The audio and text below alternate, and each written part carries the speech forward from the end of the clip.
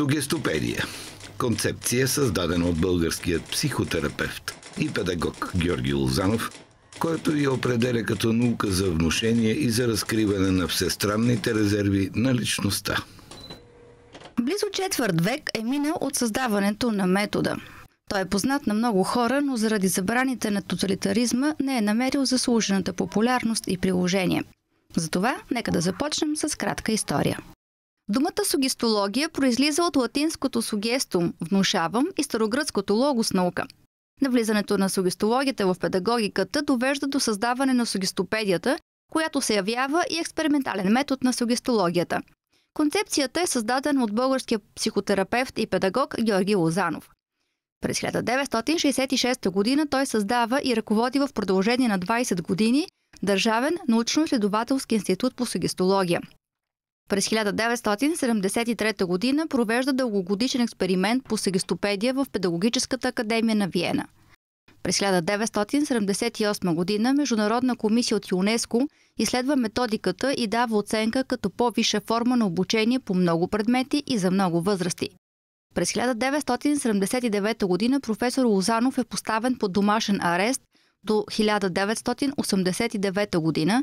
Прекратени са лекциите му в университета и по телевизията, забранено му е да пътува, да води кореспонденция, да публикува, дори да говори по телефона с чужбина.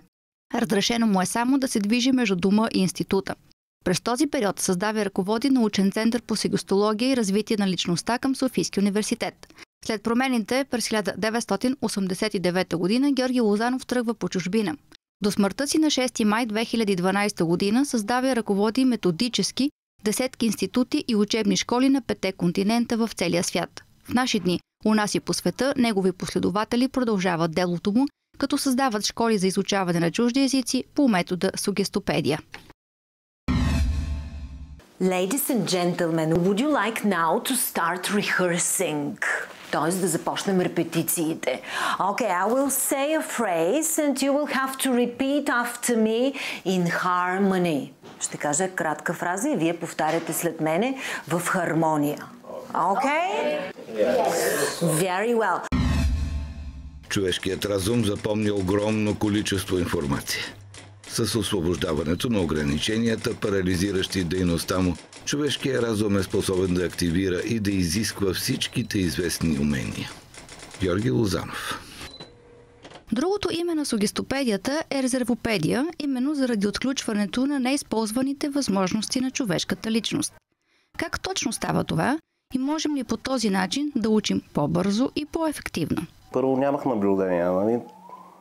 Прочетох в интернет, интересувах се малко, не много, и се записах на този курс, защото е по-кратък от другите и не ми коства от личното време, което е ценно за мен, и се чувствам добре. За сугестопедията почти нищо отскоро и точно това аз научих, че се учи бързо, лесно.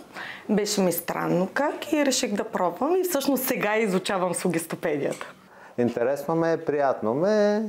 Допълнително, което може би помага, че се събрахме една много хубава група от приятни хора. Аз бях на един курс в септември месец, тъй като ми предстоеше много важно представяне. Трябваше ни доклад да изнеса на международна конференция и всъщност се записах, за да си подобря комуникацията. Аз съм преподавател, сугестопед с немски език, за разлика от Милена, която е с английски.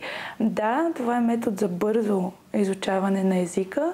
Това се случва наистина в рамките на 100 часа, в 25 дни, по класическия метод. А се оказва, че има и още по-ефективен начин за по-малко дни, почти наполовина, и по-бързо усвояване. Доктор, има една теория и тя е следната, че човек е достатъчно да чуе нещо веднъж и той го помни завинаги. Просто тази информация влиза в подсъзнанието. Сугестопедията работи на подсъзнанието. I always look for the diamond ring hidden in the flowers, but it's never there. Cookery books are boring and I hate getting chocolates because usually I'm gonna die. Аплоз! Аплоз! Човешката памет няма граници. Георги Лозанов. Като студенти преди изпит сме учили бързо, но сякаш и бързо сме забравяли наученото. Методът Сугестопедия успява ли да пребори това и да се учи хем бързо, хем трайно? Удоволствието в реда на нещата, нали? Сърцевината да ти доставя удоволствие обучението, защото иначе не се получава абсолютно нищо. Магия е Сугестопедията, да, определено. Учим бързо и трайно, защото не влагаме съзнателни усилия. Влагаме ли в нещо съзнателни усилия, веднага издигаме бариери и блокираме. Тоест, когато информацията, много е лесно, информацията се подава на несъзнателно ниво и просто за няколко дена съвсем естествено излиза активно в нашето съзнание. Това става с игри занимателни, използват се много елементи от психодрама, т.е. разиграват се различни ситуации в ролеви игри, но ключа към всичко е четенето на новия урок. Самата Миранда Милена, по начина, който представя нещата и някак си те отпуска и просто едно нещо, когато ти е приятно и забавно, то остава. Помните, защото всъщност тук начинът е различен. Това не е класна стая, не предполага строгостта на обучението в неформалната среда, в която променяш рамката, влизаш в роля, страшно така можеш да правиш аналогия и да използваш много техники. Всяко нещо запомнено под формата на емоция няма как да бъде заправено. То остава в дълготрайната памет и се появява когато ни е нужно. Ние всички си спомняме от детството определени миризми, дадена музика я свързваме с цели случки, събития в нашия живот, така че по същия начин, с положителна емоция, с много игри и забавление, няма как да се забрави. А всеки казва, че ако език не се практикува, се забравя. В Сугестопедията има ли вариант, примерно, да се дойде на 5-я месец да се опреснят знанията? Има ли такава опция или сега си го измислям в момента? Има възможност да се запишете на различни разработки, но утвърдената разработка, аз ги наричам разработки, е класическия сугестопедичен учебник, разработен от екипа на Лозанов още на времето през 70-те години, който се казва The Return, за връщането. Аз съм си направила свои разработки, които ги тествам вече година и половина и мисля, че много успешно вървят. The big mistake that women make is that they usually buy clothes. They buy clothes because they like them and they want other people to wear the clothes they like. Аплоз! Сугестопедията и нейното прилагане е метод на отваряне на резервите на ума чрез любов към човешките същества. Георги Лозанов. В традиционните учебни часове не е желателно да се смеем, да тананикаме и да се забавляваме. А вярно ли е, че в Сугестопедията именно забавата е начинът човек да учи с лекота?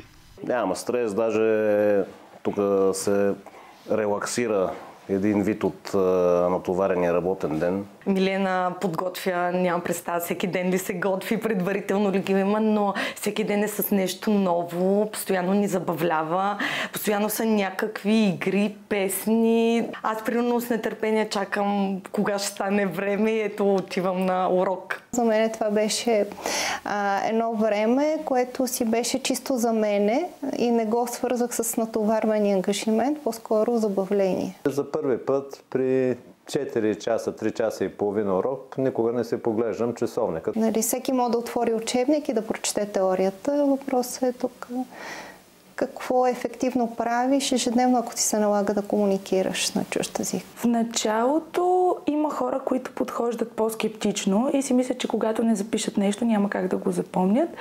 И още след първия урок, така наречен, виждат, че е абсолютно не необходимо да се пише.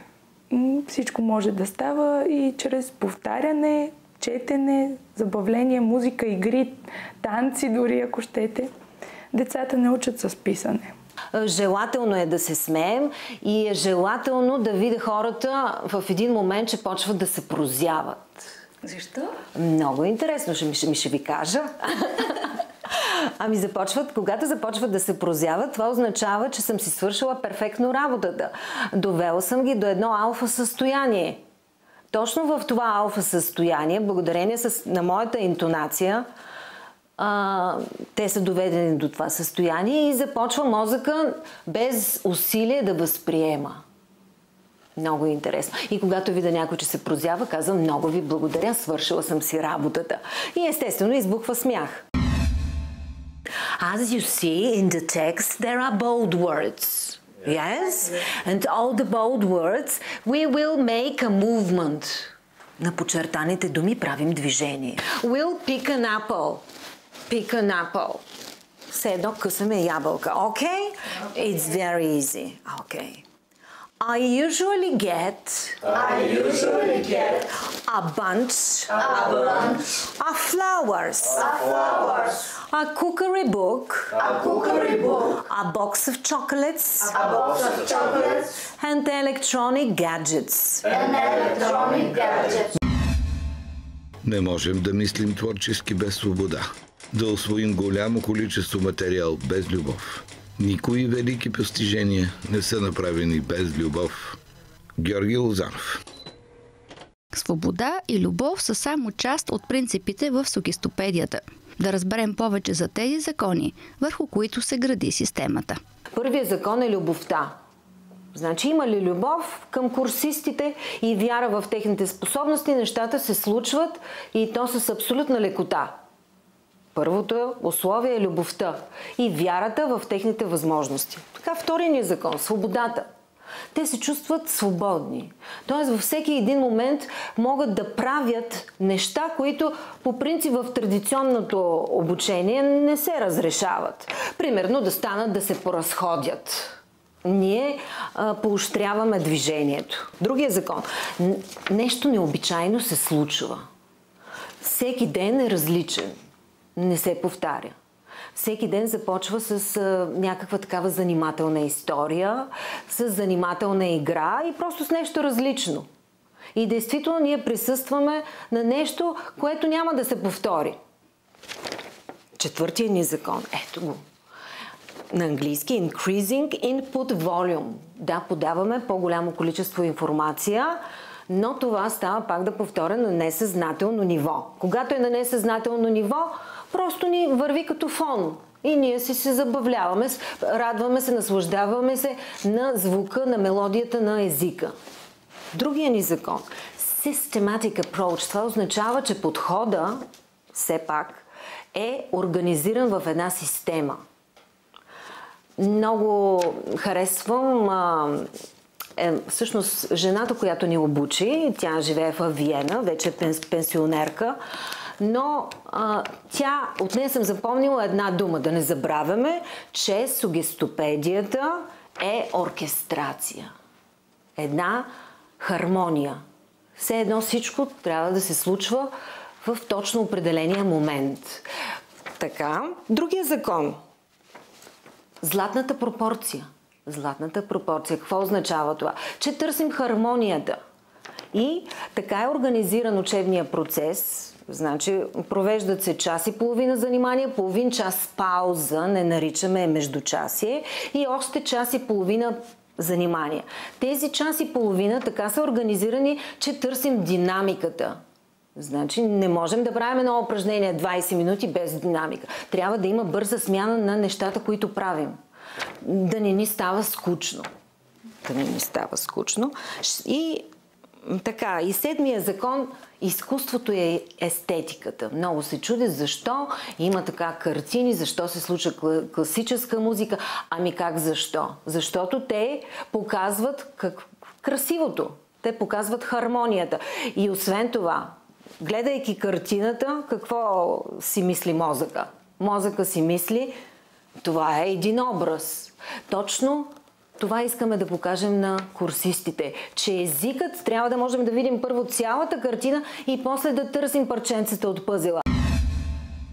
But women are sensitive and intuitive, so they always know the right thing to buy, right, wrong. Very well missed. Сугестопедията развива интуицията. Преподаващите по този метод влизат в класната стая с мисълта, че човек има безкрайни възможности, а не с мисълта, че учениците са глупаци. Ако ученикът не научи урока, учителят не е направил нещо, за да задържи интереса на ученика. Георги Лозанов.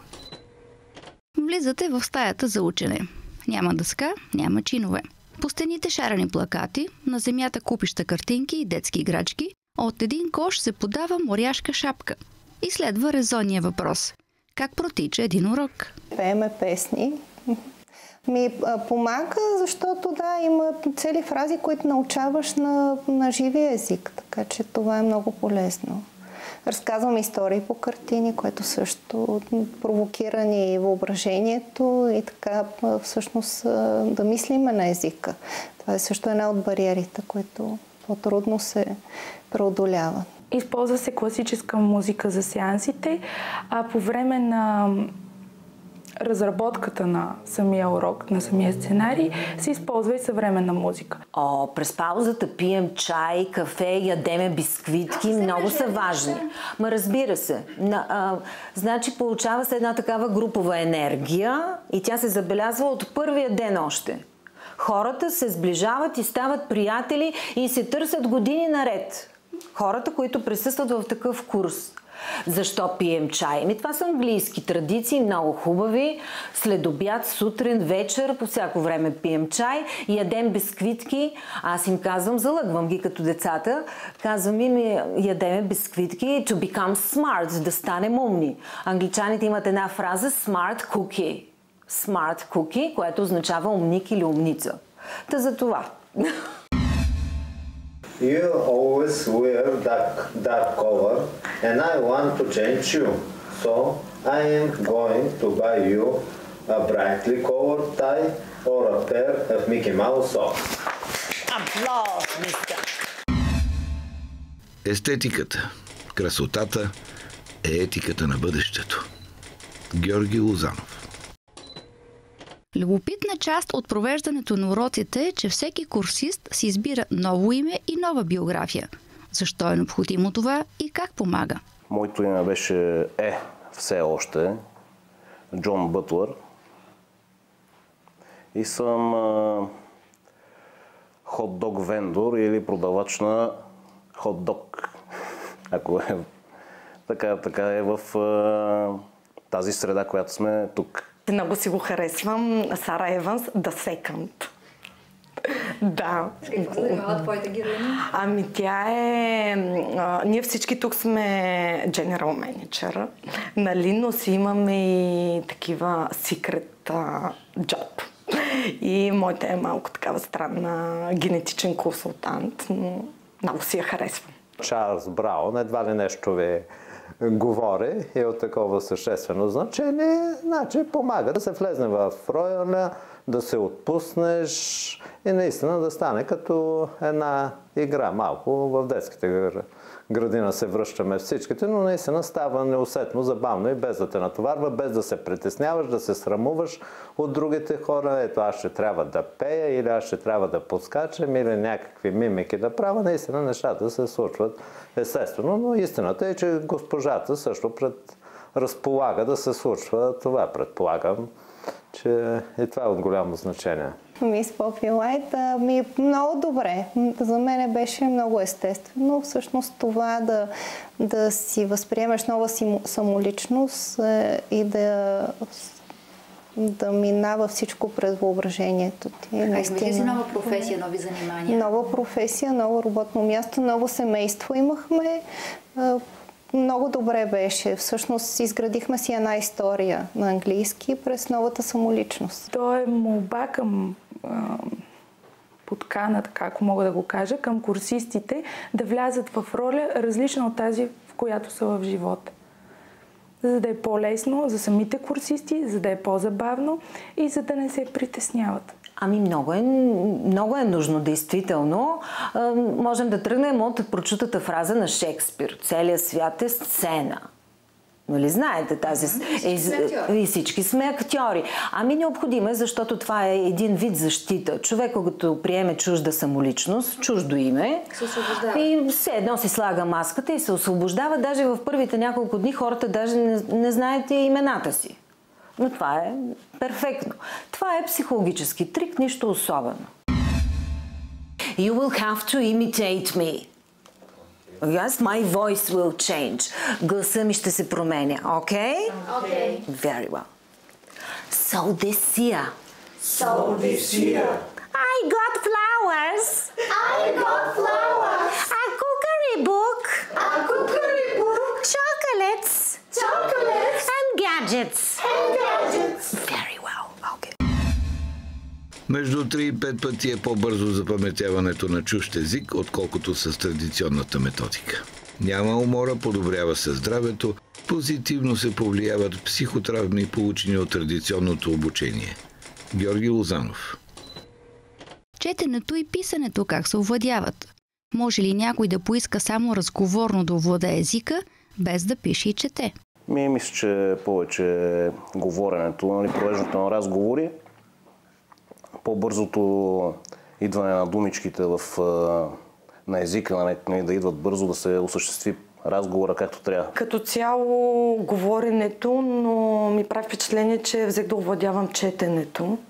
Да, но говоренето. Най-вече говоренето. Тъй като съм инженер по професия, повечето време чета техническа литература, което съответно означава по-малко говорна практика и съответно това беше една от причините, която исках да опитам този курс с надеждата и с желанието да проверя говорната си практика от една страна. За мен е много важна комуникативната, т.е. вербалната информация. От друга страна пък не исках да е нещо натоварващо, след като човек е бил 10-11 часа на работа.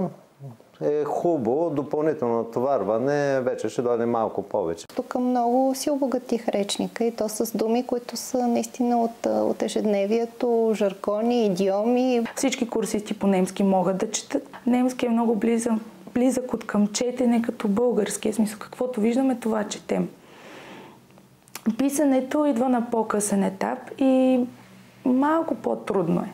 Но с минимални грешки курсистите в курсовете по немски могат и да пишат. Четенето и писането на втория етап идват. Значи нашата цел е да покажем цялостна картина на езика. Тоест звуково първо, но естествено, че подаваме и в писмен вид информация.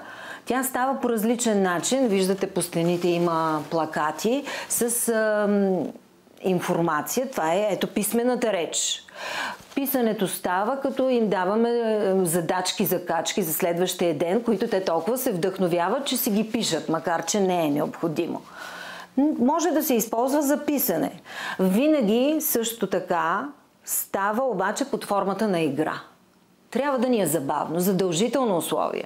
Трябва да ни е забавно и да не се натоварваме съзнателно. Има ли хора, които казват, аз искам само да говоря като пътувам и не ми трябва писане и четене? Какво правите вие в такива моменти? Разбира се, той е свободен само да говори. Никой не задължава никого. Това не е училище, в което имаш четене, писане, диктовка, съчинение. На пълна свобода. There is a hat full of interesting questions. Would you like to pick one? Yes? Yeah. Pick one. Very well. Miss. Very well. What a question. Listen carefully. When do you feel truly alive? Кога се чувстваш истински жив? Yes? I feel truly alive when I am on a vacation. Oh, very well. Applause. Моята методика е валидна и за отношенията с околните. Задължително е да няма натиск, а нежност и разбиране. Да имаш право да изразиш това, което носиш без страх, че някой ще те осъди. Георги Лозанов. Когато стане дума за овладяването на чужд език, обикновено си представяме купища домашни, на изостяване на неправилни глаголи, писане на една дума многократно и какво ли още не. Как стоят нещата с домашната работа в сугестопедията? Не ги наричаме домашни, казваме им задачки, закачки. Домашни не. Домашните ги импровизирам. Аз самата не го приемам като домашна, а го приемам като нещо приятно и вече вечерта тя ни дава разни неща, които трябва да измислим. Примерно по някоя картина да напишеш нещо или хвърля една дума в пространството и за тази дума ми напише еди какво си. Днеска имаме да правим метафори, което мен ме стресира, но все пак го направих. И вечер си прибирам и почвам да мисля сега каква ще ми бъде, нали, домашната работа, как ще я направя. И по някое време, като много се изморя на работа и си вадя домашната и я правя си на лекота и си на удоволствие. Така вече си се кефи и ходя да чета на колегите. Много е приятно. Пак е в смисъла на игра, което не натоварва съзнанието. За мен това е най-важното, за да идвам с удоволствие. От дома трябваше просто да си прочетеме текста, който през деня сме отработвали. Всъщност, по правилото на сугестопедията се сещам, че беше хубаво да минеш по диагонал вечерта, като се прибереш и примерно сутринта на следващия ден. Домашните, те не са домашни, те са нещо върху което курсиста да си помисли и на следващия ден, ако му е приятно, ако темата или заданието му е приятно, на следващия ден да сподели. So, excuse me. What are you most looking forward to in the next 10 years? Какво очаква с най-голямо нетърпение през следващите 10 години? Maybe every year many vacation and many entertainment. Very well, very well. Не може да има сугестопедия, ако няма любов. Георги Лозанов. Да обобщим. Сугестопедията работи добре, защото... Е любов. Защото е забавно. Защото е приятна. Е интересна. Защото работи на несъзнателно ниво. Готина, трябва да се пробва. Yes, the question, mister. Who has impressed you last week? Кой те е впечатлил миналата седмица? One homeless. A homeless man. Бездомен на улицата. Strange. Yes. And speak me on English. Very well. A stranger, a homeless person speaking to you in English. Amazing. Използвай ума си и следвай сърцето си. Георги Лозанов.